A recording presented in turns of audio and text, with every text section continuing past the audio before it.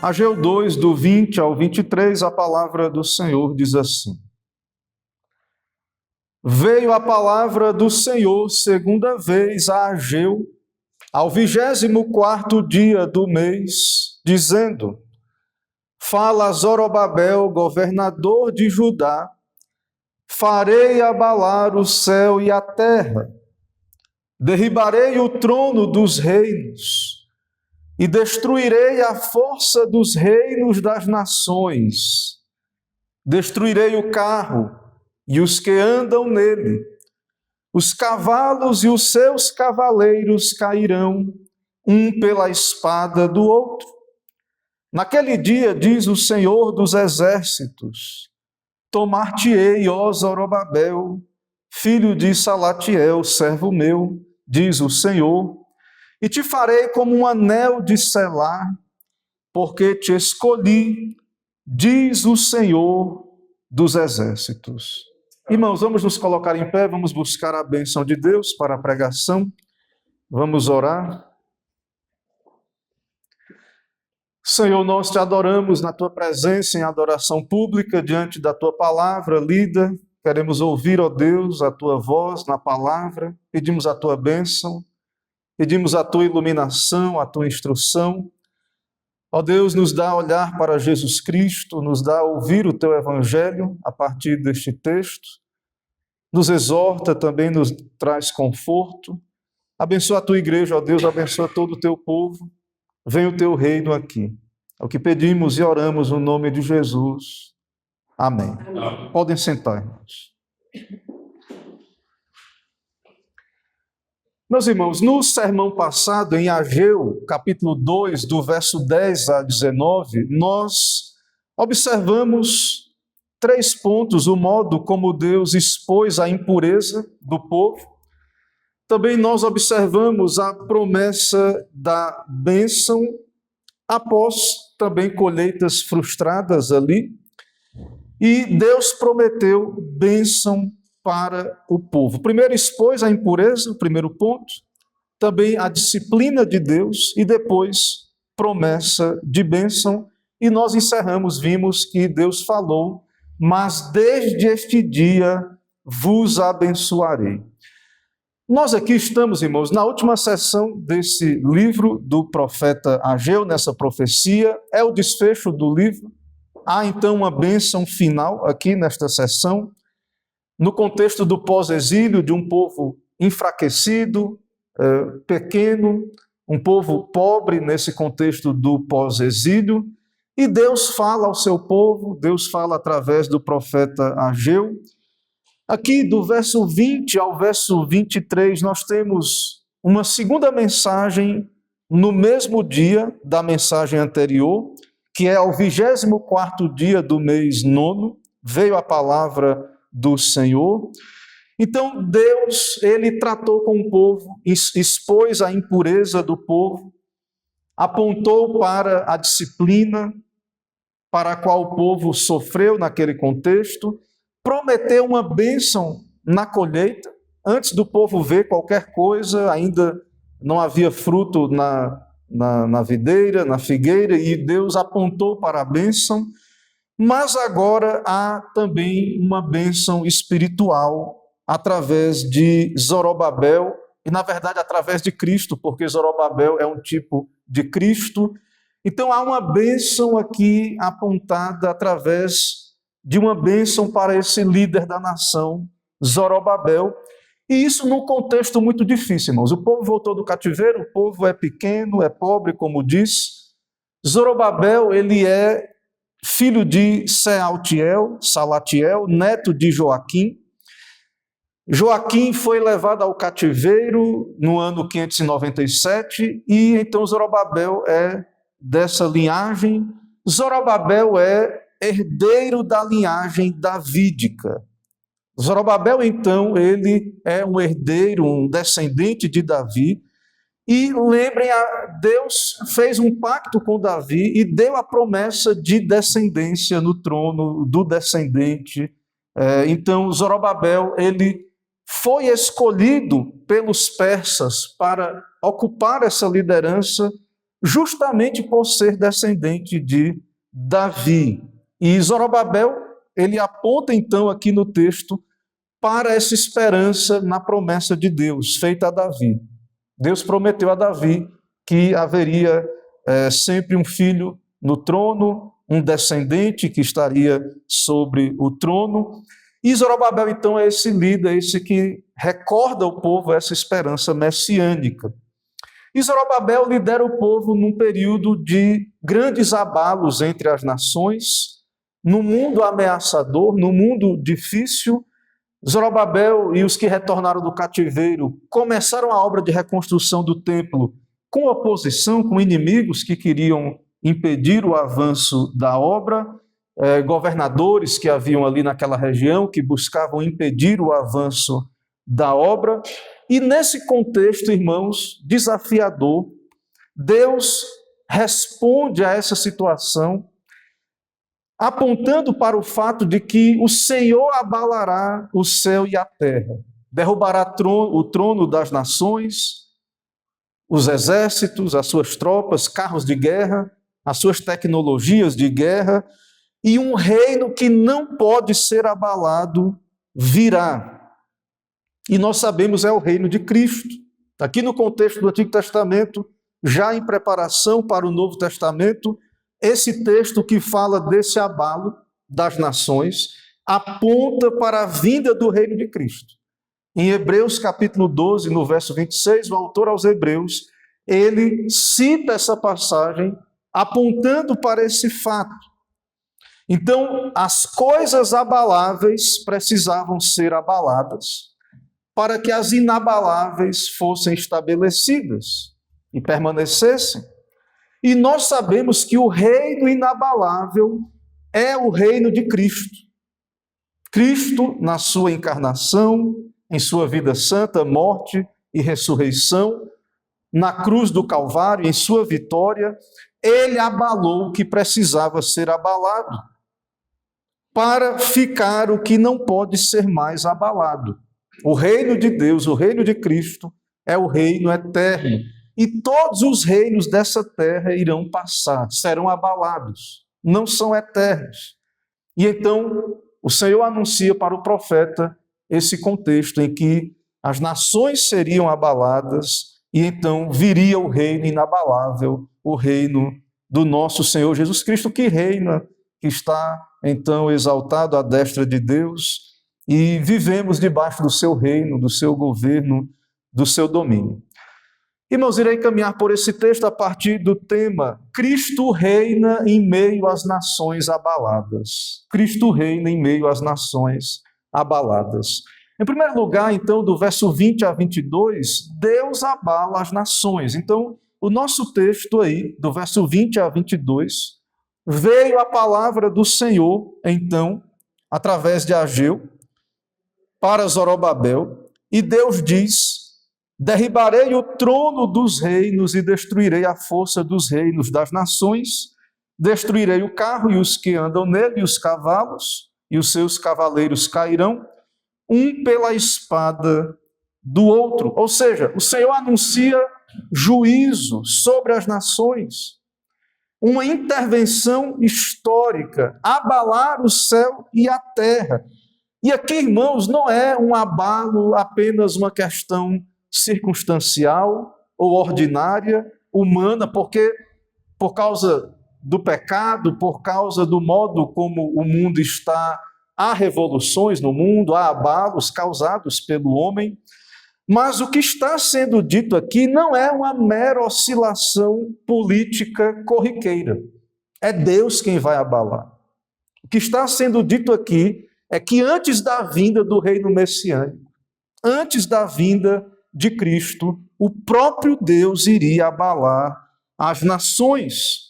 Então essa é a palavra que vem para Zorobabel no verso 20, no mesmo dia da mensagem anterior, em que Deus prometeu uma bênção ali para a questão das provisões materiais, é a promessa do reino messiânico, é a promessa de Cristo. Porque Zorobabel não é apenas um mero governador, ali ele é um descendente de Davi, ele é um representante da linhagem davídica, e então ele aponta para Cristo. E esse abalo, irmãos, que Deus anuncia aqui, ele tem uma perspectiva, então, escatológica. Não tem a ver meramente com a política local, com a troca de reis, que sempre acontece, de tempos em tempos, a troca de governos, de reis. Não, Deus diz que vai abalar, é uma declaração solene. Deus diz que ele fará abalar o céu e a terra. Não é uma mudança de governo comum, não é um reajuste entre impérios que acontece de tempos em tempos. É uma ação de Deus e que, claro, nós sabemos, também aponta para a vinda do reino de Cristo. Esse abalo, irmãos, é associado à vinda do reino do nosso Senhor Jesus Cristo. E imagine, pense, o povo, tão pequeno a igreja, tão poucos retornaram do cativeiro, com poucos recursos. O templo ali, já vimos, no processo de reconstruir, não tendo a glória do primeiro templo. E então nós vemos, irmãos, que Israel não tem poderio militar para abalar as nações, a igreja não tem em suas mãos esse poderio. É Deus quem tem o poder de abalar as nações, e ele fará. Porque a história do mundo não está entregue nas mãos das nações poderosas, dos que têm tecnologias, carros, exércitos.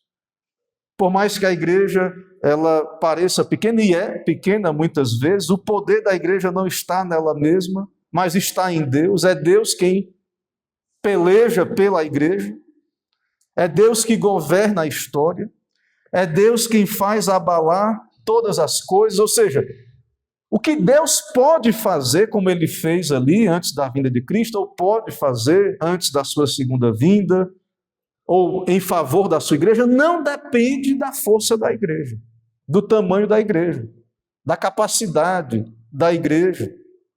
Não importa, mesmo o remanescente fraco, pequeno, politicamente irrelevante, a esperança da igreja, irmãos, não está na mão dos impérios desse mundo. Deus é soberano sobre os impérios. Por maior que seja, por maior que seja a sua tecnologia, Deus pode fazer abalar. Deus pode, irmãos, em pouco tempo, destruir, abalar, fazer com que seja feito nada o poder das nações. Deus destrói tronos. É o que é dito aí no verso 22, derribarei o trono dos reinos e destruirei a força dos reinos das nações. E fala também dos seus carros, e sabemos, cavalaria, carros eram tanques de guerra da antiguidade. Nos seus exércitos, aqueles carros, cavaleiros, de fato era armamento pesado, poderoso. Então, com a vinda de Deus, da sua intervenção, do seu reino, não há sistema de poder dos impérios do reino dos homens, das suas tecnologias, que impeçam a intervenção de Deus. Se Deus decide abalar, irmãos, um trono, uma época, se Deus decide fazer isso, ele faz. E aqui no texto, então, não é, como argumentamos, um governante isolado que vai ser abalado. É como Deus está dizendo, todo o sistema vai ser abalado para a vinda do reino do meu filho. Todo o sistema que organiza os reinos desse mundo. Então, é uma reordenação completa da ordem mundial, digamos assim, e Cristo, então, é o que reina, e todo o poder militar das potências é abalado rapidamente. Os seus carros, seus cavaleiros. Meus irmãos, é a tecnologia, o exército, todo esse maquinário dos homens que concede, na sua visão terrena humana, estabilidade. Esses reinos, eles acham que irão permanecer para sempre, porque tem domínio geopolítico, porque tem exércitos, exercem poder, mas pela palavra de Deus eles podem ser removidos em um instante. Nenhum poder, nenhum avanço tecnológico pode impedir, então, a intervenção de Deus. E nós, a igreja, devemos ter essa fé. Nós devemos, irmãos, confiar na intervenção de Deus, no reino de Cristo. Nós não devemos medir a capacidade da intervenção de Deus, olhando então para o poder das nações e achar que Deus não pode fazer nada. Mas Deus é o Deus Todo-Poderoso, é o Deus fiel à sua aliança. Cristo é o Rei, Ele governa sobre as nações. Então, antes da vinda do reino de Cristo, temos aqui a promessa de um colapso universal, uma convulsão, e que também nos leva, e a igreja ali que ouviu essa mensagem em primeiro lugar, a olhar para Cristo, a olhar para a esperança davídica. Cavalos cairão, os seus carros cairão. Uma linguagem, lembram, no Êxodo, o Senhor afogou no mar o cavalo e o seu cavaleiro. Uma linguagem muito comum na Bíblia, em que Deus é aquele que peleja pelo seu povo. Também numa linguagem em que há confusão, eles se matam mutuamente. Veja aí no final do verso 22, que eles cairão um pela espada do outro. Então o Senhor coloca os reinos dessa terra em confusão. É patife contra patife. É um destruindo o outro. É a espada deles, um contra o outro. E o Senhor os reduz, irmãos, meus irmãos, a nada. Então, para Deus não importa todo o aparato dos impérios dessa terra, a mensagem é clara, Deus não teme nada disso.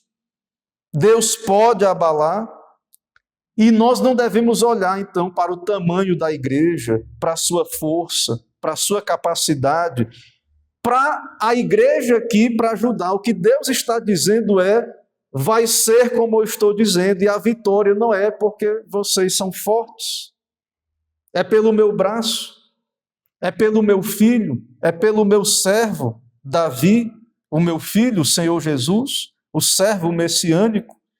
Então, nenhum trono ficará de pé diante do trono do reino do Senhor Jesus Cristo.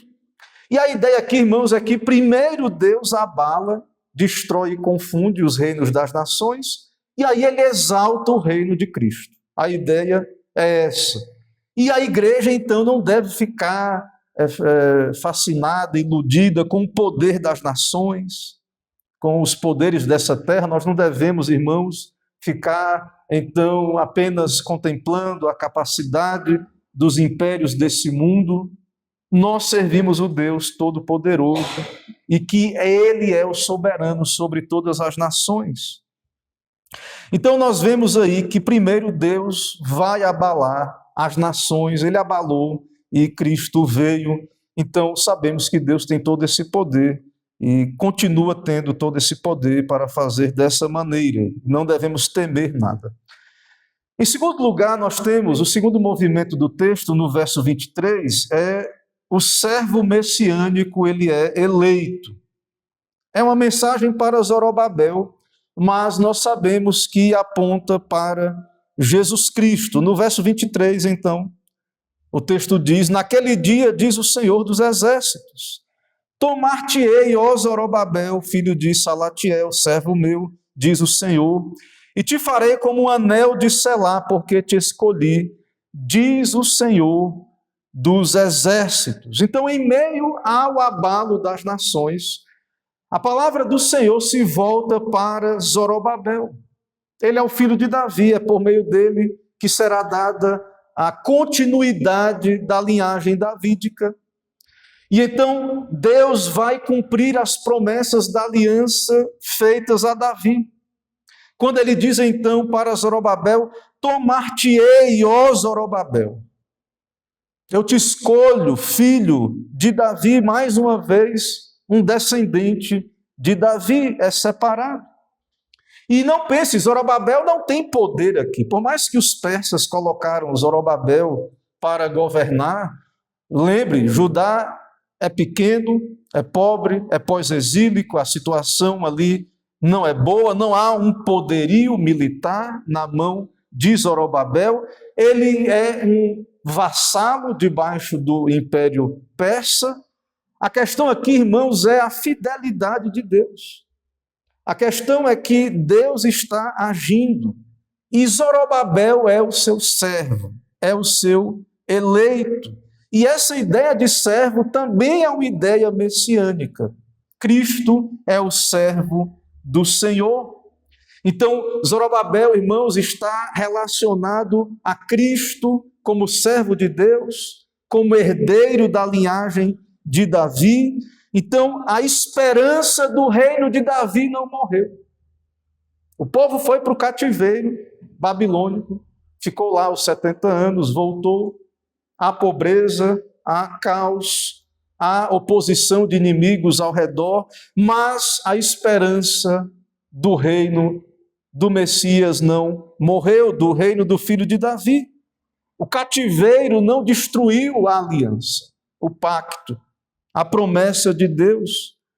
Deus vem então a Zorobabel, o chama de meu servo, é um filho de Davi, ou seja, é Cristo aqui no texto, é o meu anel de selar, eu te escolhi. O anel de selar é um anel que os reis usavam e estava ali muito próximo de si, cheio de significado. Deus escolhe Zorobabel, então, como uma figura real e faz dele um anel de selar, um anel usado para autenticar cartas, decretos, documentos, um anel valiosíssimo.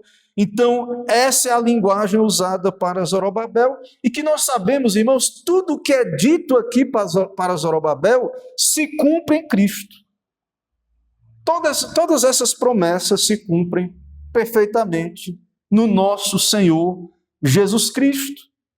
E o que acontece com Zorobabel aqui em seu contexto é que nada disso é baseado na força ou na capacidade de Zorobabel. Então, a promessa permanece de pé. Cristo é o rei, ele virá, ele já veio da nossa perspectiva.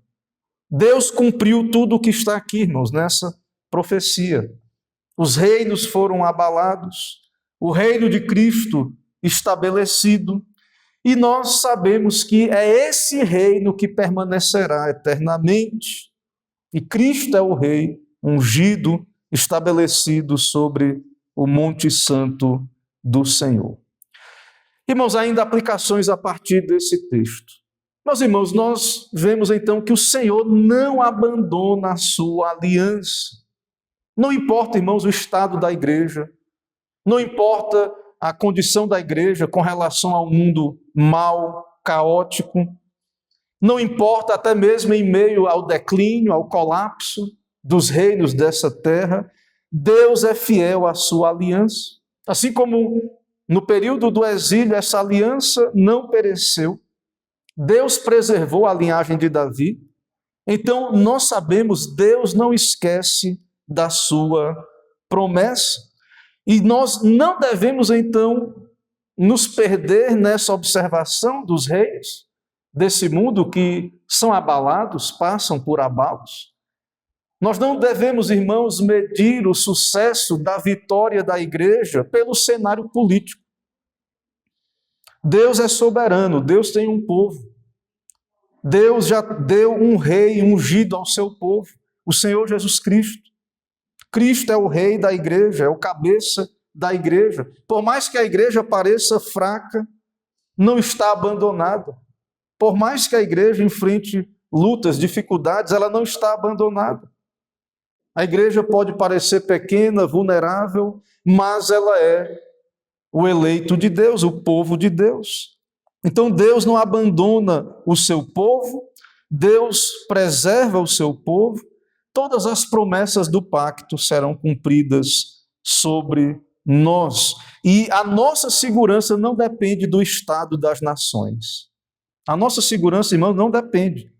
Nós devemos olhar para Cristo, o nosso Rei, para a fidelidade de Deus, do pacto. É a nossa base, é o nosso fundamento.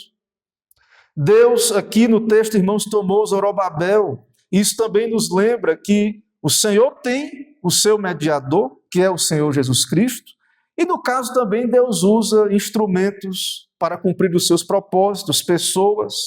Aqui foi Zorobabel que foi preservado e Deus o usou.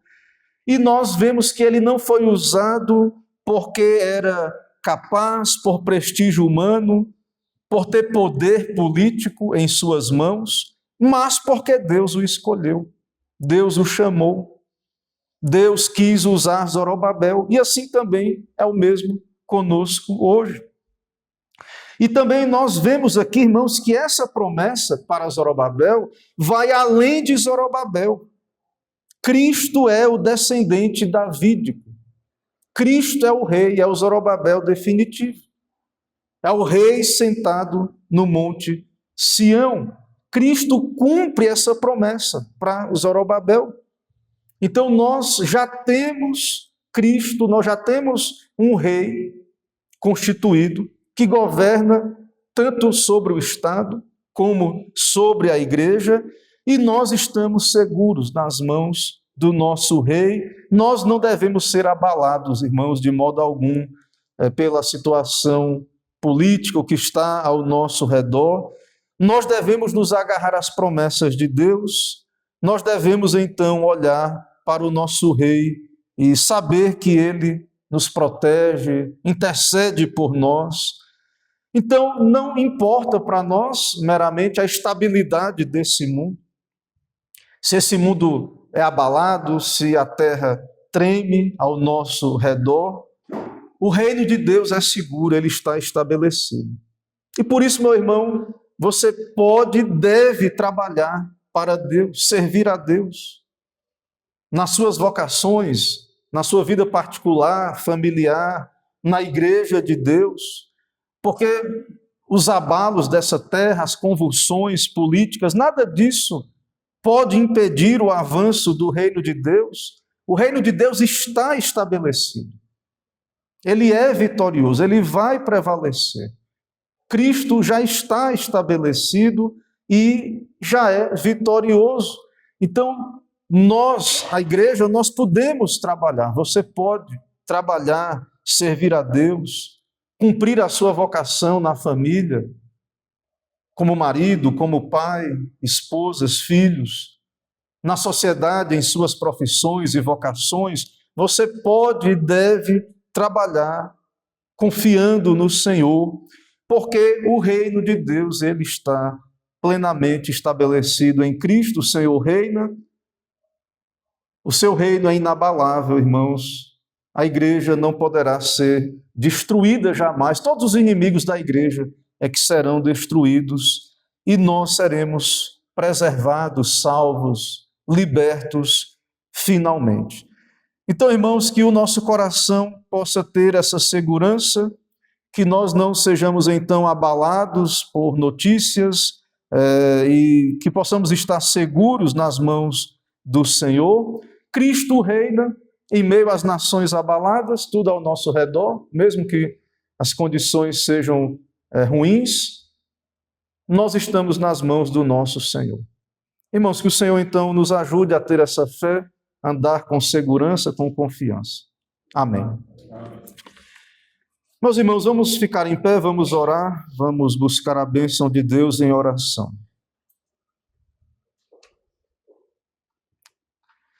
Senhor, nós te adoramos no teu dia, na tua casa, na tua presença, diante deste texto que aponta para o Senhor Jesus Cristo, para o reinado do Senhor. Saber, ó Deus, que o Senhor já abalou esta terra, todo o sistema de coisas nesse mundo, estabeleceu o reino do Senhor Jesus.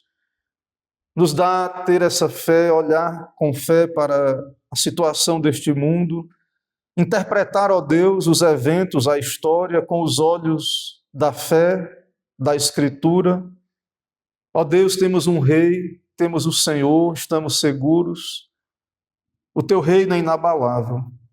Nos dá, sim, trabalhar, agir de modo responsável, servir ao Senhor, combater o bom combate da fé, confiados, ó Deus, na tua bênção, na tua presença.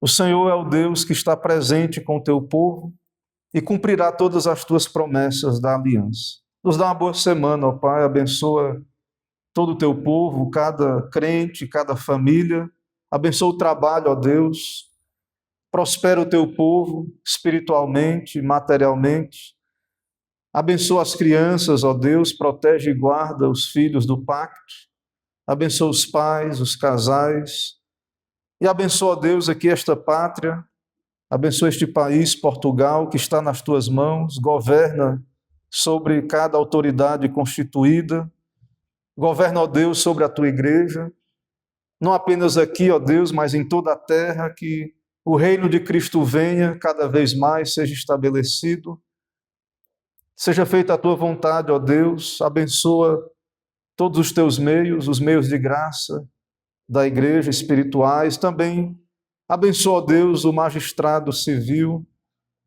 que o Senhor possa usá-los como instrumentos para também o bem da tua igreja, dos teus eleitos.